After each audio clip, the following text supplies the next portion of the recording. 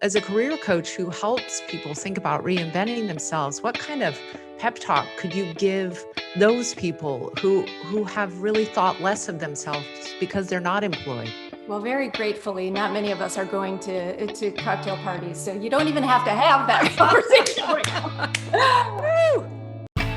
Welcome to Chasing Chaos with Sheila Hamilton. Tonight's guest, career expert and CEO of JobJenny.com, Jenny Foss. Now, please welcome your host, Sheila Hamilton.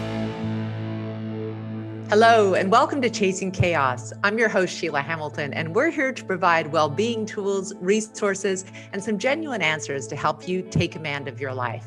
I am so thrilled to introduce today's guest, who's here to help us traverse the wild ride of unemployment. Exceptional, accessible, and easy to deploy career guidance is super scarce in today's professional world. And that's tough if you're dying to land a good job or shift into a new role or industry, or maybe even you're thinking of striking out on your own, especially now with so many people losing employment to COVID-19. But this amazing woman started her own business from a simple belief. It shouldn't be so hard or confusing to navigate job search, land a promotion, or venture off onto an exhilarating new career path. Please welcome career coach and founder and CEO of JobJenny.com, Jenny Foss. Hello, Sheila. How are you? It is so wonderful. And I thank you for joining us because unemployment is such a huge, huge topic right now, and it's impacting so many people. So I want to start with you and go back to your early 20s, and you're at college out somewhere in Michigan, and you're like so many of us with big dreams, and those big dreams did not turn out. Start there. They didn't at first, that's for sure. I graduated from Michigan State University, go Spartans, and I had always been a really good student. And so I was in journalism school thinking the world is my oyster, right? And I graduated at a time when the economy was not so favorable for these ideas that I had and these big dreams.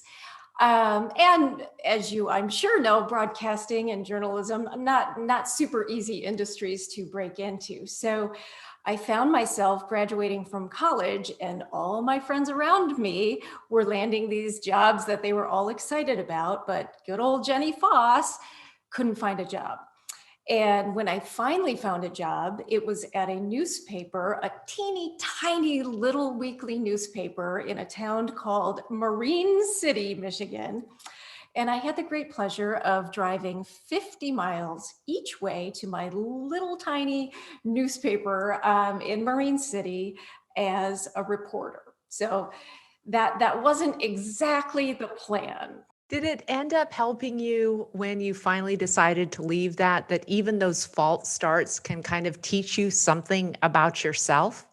Oh, yeah, for sure. About 6 or 8 months into it, we had a downsizing and I was laid off. And for somebody who was quite used to performing well, this was a huge blow, a very huge blow. And I sat there for a while and kind of licked my wounds and tried to process what was happening. And suddenly it occurred to me that the publishing company that ran this little tiny weekly newspaper, they also owned the daily newspaper in my hometown. Super And cool. so I don't know how I got the nerve up, but as they're processing my paperwork and shoving me out the door, I asked, well, would it be possible for me to have a job over there at this daily newspaper?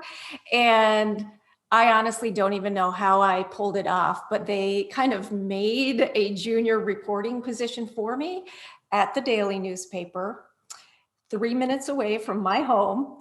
And I ended up having a wonderful start, kind of after the false start, to a career in journalism, which evolved into PR, marketing, recruiting, and then ultimately to where I am today. I was really surprised to learn that you deal with anxiety. So could you describe sort of how it comes up for you as a professional dealing with anxiety, especially in times like this?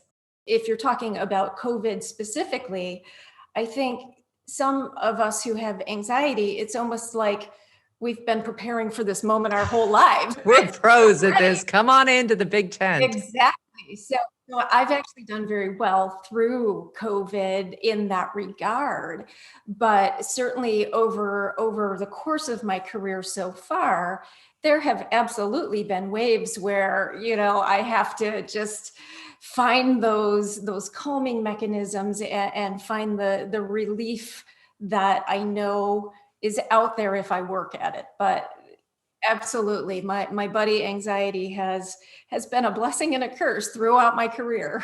Oh, man, I hear that from so many people. So I wanted to talk a little bit more about these twists and turns throughout your career. And one of those major moments was you're a young single mom, you have this baby, like most moms, you've got to have more flexibility. You've got to have like a better financial kind of outlook. And I want you to talk about the gritty details that got us there. I was a single mom with a baby. And at that time, I had transitioned my career into recruiting. So I'm working at a pretty demanding recruiting agency at this time, trying to kind of piece together, like, how do I do this?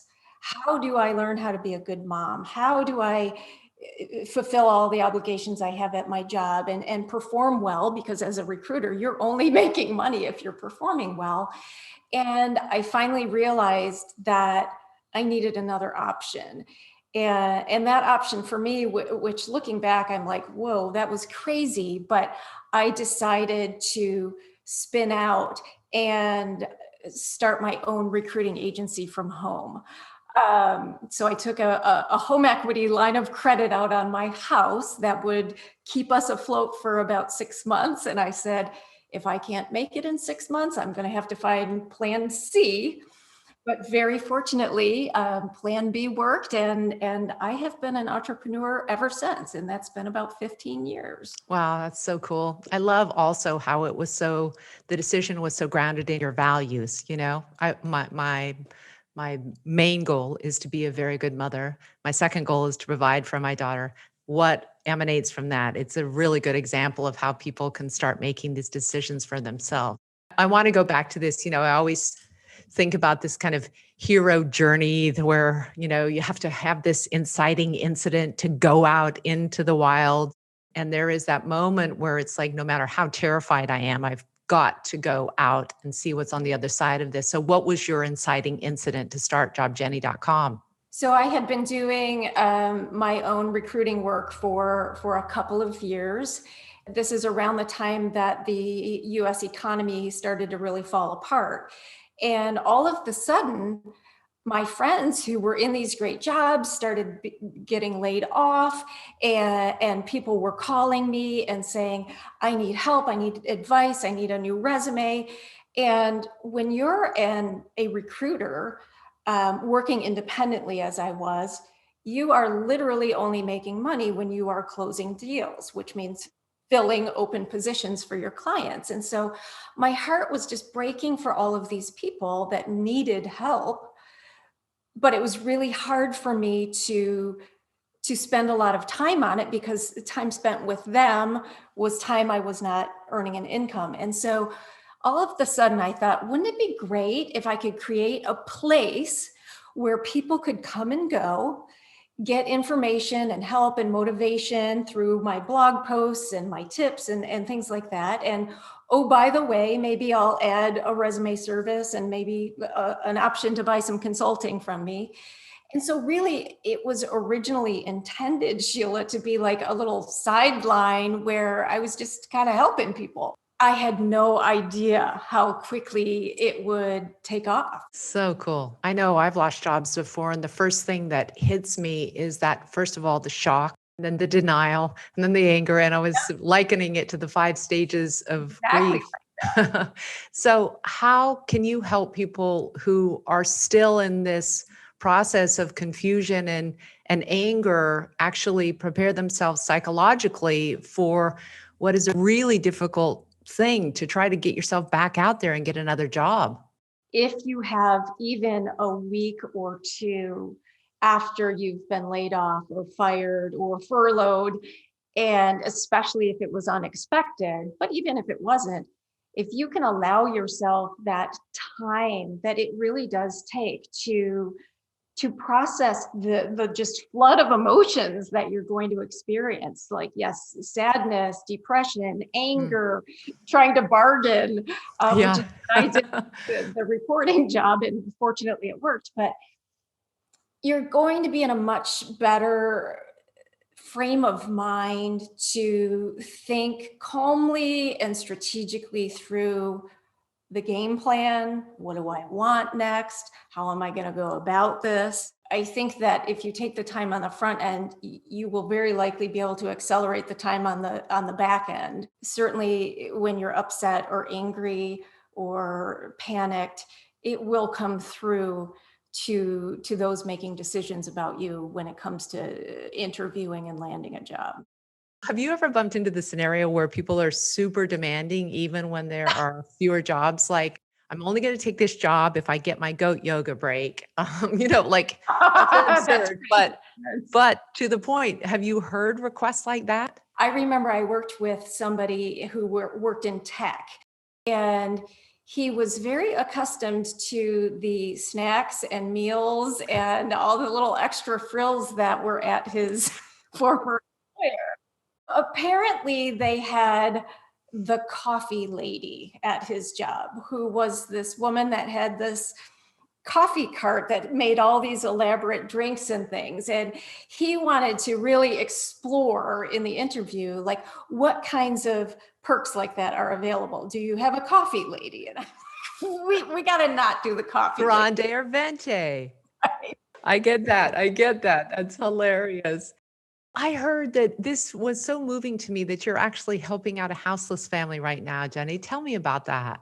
Yeah, well, they actually are not houseless now. Mm. They're such an amazing little family. So yes, they have overcome some excruciatingly difficult circumstances, the two adults, family members with drug addiction, trauma. I mean, you just run down the list. So they together kind of made a plan that they have two small kids now, and we're going to rise above this. And so I bumped into the husband very, serendipitously through, that app called Nextdoor, Yeah. Nextdoor. So Of course. Yeah. he had posted something. He was looking for some returnables, and I had a whole garage full. So I got in touch with him. I drove my bags of returnables over, and then we got to talking, and it became clear to me that there were a lot of other ways that they could use support. But what really impressed me the most was how positive and motivated and just awesome this couple was. Mm. He was trying to find a job. He lost his job through COVID, and she is, we'll call it, underemployed. And so I've been working with them on getting their resumes ready, sharing some thoughts around their interview process, helping just recently him negotiate on his salary. He's in process of landing a new job. It's been a really amazing experience, and they're doing great. I'm getting like teary just thinking about it. I'm so thrilled to see their progress. Oh, man, that's such a cool story.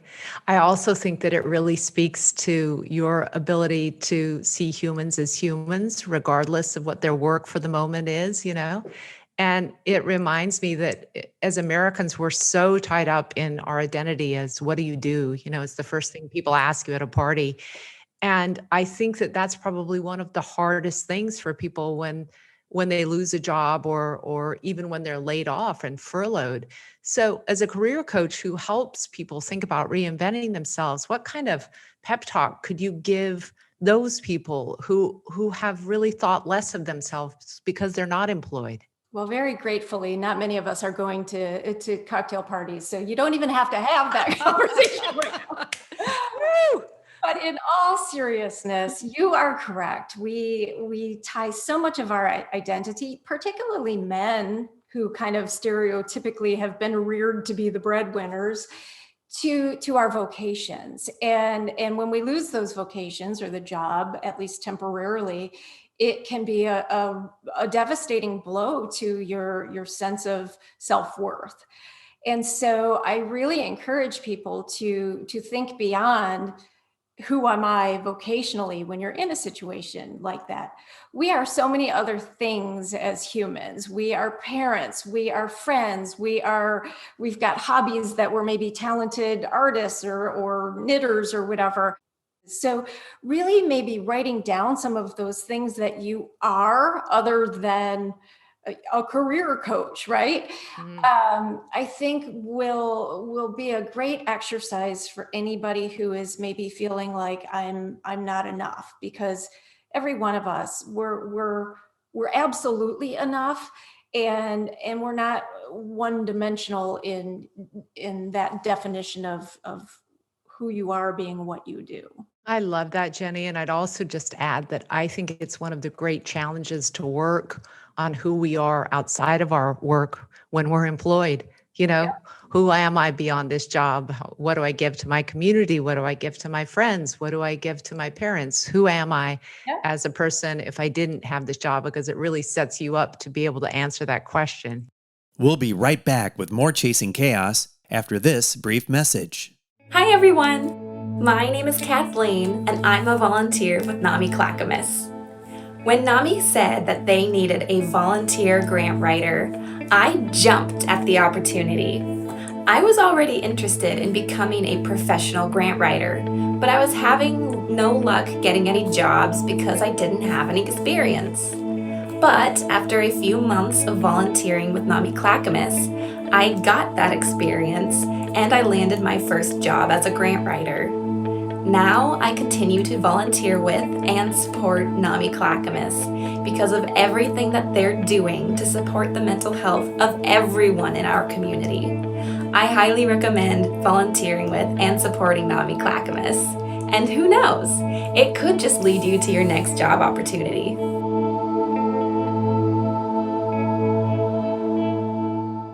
One of the things I love about talking to you is you just have this lightness about you.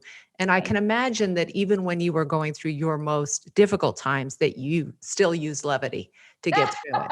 Did you?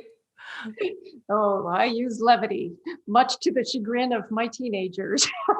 Really? Talk about it. Actually, that's a big part of the brand, if you will, of Job Jenny, where I am very serious about what I do. I'm committed to genuinely helping every single person that comes into our fold.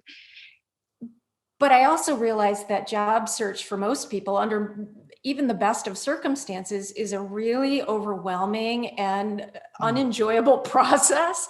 Yeah. So I work incredibly hard to find ways to infuse appropriate levity and help make the mood a little lighter, even if we're going through some heavy stuff. And I do that at home too. My kids love it. I asked my daughter the other day, she's got her learner's permit for driving, and we happen to have this like pink sparkly cowboy hat in the backseat of my car. I don't even know. And so I told her, I want to know. I want to know about where that came from. I told her that the only way I was going to let her drive around town is if I could wear the pink cowboy hat. That's so awesome. You just wrote a really great blog post that I think contains 5 super helpful tips for people who are traversing unemployment. It's called Think Big About Your Future in Spite of What's Happening Now. Could you talk about those 5 tips? It's Jenny's 5 tips. Today, how to think big about your future. Number 1, be comfortable with the uncomfortable. We are in an uncomfortable period of time here. There is no doubt about it. The magic is in digesting the reality of this and just allowing yourself to settle into it. Becoming comfortable with the uncomfortable will get you so far, not even just through COVID, but through really every difficult situation. Number 2, believe that it's possible. We all have people all around us. If we have new career ideas, if we're pursuing something, we all have people who, even if they have the best intentions, they're going to tell us, oh, that's not possible. You should do X and Y instead. Well, if you have a dream or a goal that you really want to bring to fruition and you feel that it is possible, you got to believe in yourself that it is in fact possible. Number 3, be relentless and resourceful. There has not been a better time in my lifetime professionally where relentlessness and resourcefulness, I will say even maybe scrappiness, will come in handy as you navigate job search. So instead of doing the same old that everybody competing with you is doing, what are some ways that you can kind of strategize around the game, legal and ethical, of course, and maybe find your way to some of those opportunities faster or more efficiently? Number 4, be a person people want to root for. It's very easy, I think, to let all of this get to you and start being crabby and snappy. And this goes back to the family that I'm helping. Something that really makes me gravitate to them is they are absolutely people that I am rooting for. Find ways to be positive and forward-looking. And I know it's not just me sitting here saying, oh, just go be positive, because I know it's a lot to muster when you're really stressed out. But if you're grumpy or difficult or someone completely unenjoyable to talk with or be around, it's going to be a lot harder to get people to root for you and help you along. Number 5, take one small, deliberate step every single day. Even when you have a headache, even when you got to run your kids around town, even when you got to go clean up the dog poop in the backyard and you've got tons of laundry to do. It's not about making one big bound a lot of the times between I'm not successful with job search and I am. It's making those small deposits every day that are going to inch you toward what you're aiming for. And so if you can kind of view it in that mindset, it'll feel less overwhelming, for one, because you don't have to, jump all the way across the pond in one leap. But taking those small steps toward your goal every day. I love that because depression and anxiety hate a moving target. So that last one's super good. You deserve a job that makes your heart sing. Transform your burning idea, simmering discontent, or outlandish vision into an oh hell yes reality with a ridiculously awesome career pivot kit. Chasing Chaos viewers can save $20 by using discount code NAMIPIVOT. Get started on your tomorrow today.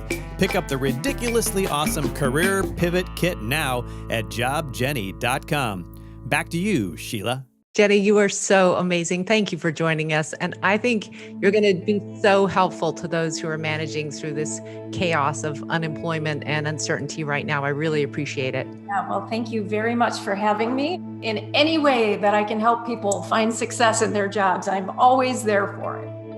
We hope you enjoyed this episode of Chasing Chaos and my conversation with Jenny Foss.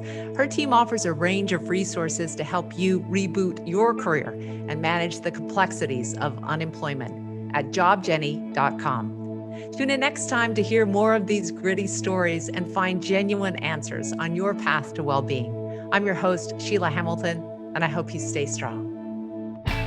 Join other big-hearted people like you who support the mental health of our community.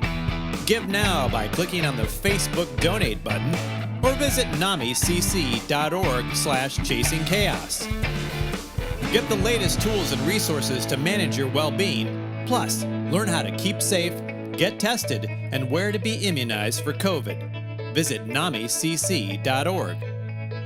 We hope you'll share this episode of Chasing Chaos with your friends. Tag your posts with Chasing Chaos. Join us next month for a raucous visit with Discovery Channel's Naked and Afraid star, Andrew Shade, and how he survived the psychological jungle. See the schedule at namicc.org/chasingchaos. Have a question about your mental health or where to find COVID resources? Stick around for a few minutes and chat with Nami or others in the community right here on Facebook. And while you're still with us, remember, you can help others retake command of their lives. Make a donation to fund NAMI's life-changing classes, support groups, and programs. Every dollar makes an impact. Just click the Facebook donate button or visit namicc.org/chasingchaos. Thanks again for watching. Stay strong.